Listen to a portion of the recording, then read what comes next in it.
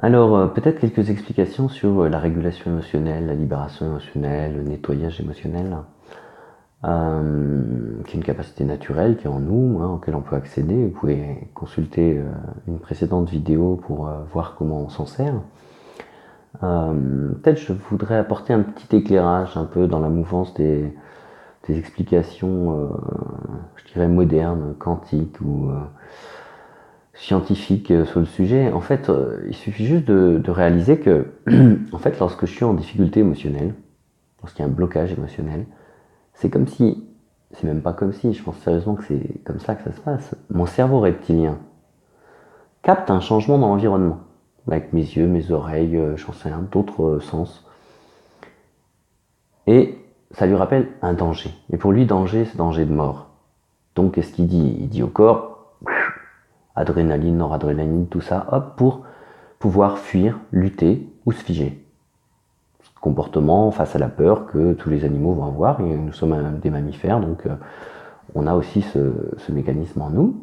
Et il est géré par le cerveau reptilien, c'est le cerveau qui est le plus au centre de notre encéphale, et du coup qui est plus rapide en fait, il va beaucoup plus vite que le reste. Donc lui il fait ça. Après, il y a notre cortex cérébral qui est lui au contraire la partie très évoluée de notre cerveau, mais qui a accès moins rapidement aux infos, qui se dit oh là c'est quoi ce bordel?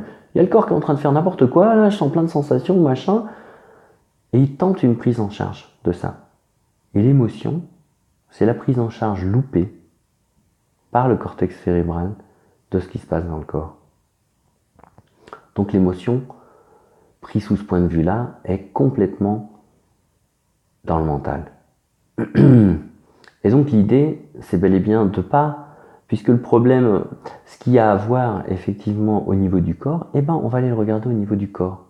De pas se laisser embarquer par la partie mentale qui nous met dans l'émotion, en fait, dans cette émotion qui est un truc qui va nous bouffer de l'énergie, qui va faire tourner en boucle. Alors, encore, c'est pas tant l'émotion, en fait, c'est la difficulté émotionnelle. Parce que vous voyez bien que chez un enfant aussi, l'émotion, elle se lève, elle dure 8 secondes, comme dirait Eckhart Tolle, et puis elle redescend. Alors chez les adultes, ça dure plus. On a tout le loisir parce que nous, on ressasse, on tourne en boucle dessus. Donc ce qui est intéressant, c'est vraiment de venir voir qu'est-ce qui se passe dans le corps, en fait. D'écouter ce que le corps a envie de nous raconter comme histoire. Voilà. Juste, quelque part, pour libérer ça. Une fois que l'histoire a été écoutée, voilà, il y a une libération qui s'opère, voilà, qui est vraisemblablement due au fait que ce qui se joue là, c'est plutôt une mémoire intra-utérine ou avant 2 ans, pour 95% des situations en fait, qui est plutôt liée à une confrontation à notre propre mort en fait. Et un peu comme s'il y avait eu une perte de conscience et que l'histoire n'est pas achevée. Donc il y a le début d'un revécu sensoriel, c'est vraiment des sensations dans le corps, qu'on peut vraiment voir, et si on en prend 3, on peut vraiment considérer que c'est une empreinte sensorielle, c'est-à-dire quasiment que c'est unique, c'est-à-dire que c'est tout le temps, à chaque fois que je me mets en colère sur tel genre de sujet, j'ai exactement les mêmes sensations. J'ai le plexus, le ventre et je sens contracté.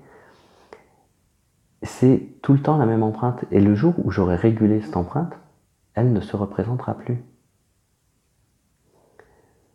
Voilà, j'espère que cette petite vidéo vous éclaire un petit peu sur la raison, l'explication, sur ce processus de régulation naturelle que nous possédons tous. Sur ce, je vous laisse.